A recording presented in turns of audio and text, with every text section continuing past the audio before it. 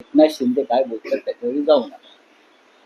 उद्धव ठाकरेंच्या काळामध्ये त्यांच्या समोर सगळ्यात मोठं आव्हान होतं महाराष्ट्राचं आरोग्य आणि महाराष्ट्रातील जनतेचे जीव वाचवणं.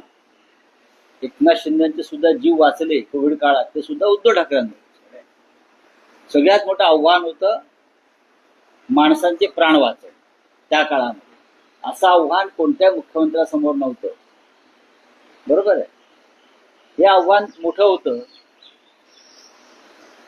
की झाडं तोडणं, रस्ते बांधणं हे केव्हाही होऊ शकतं.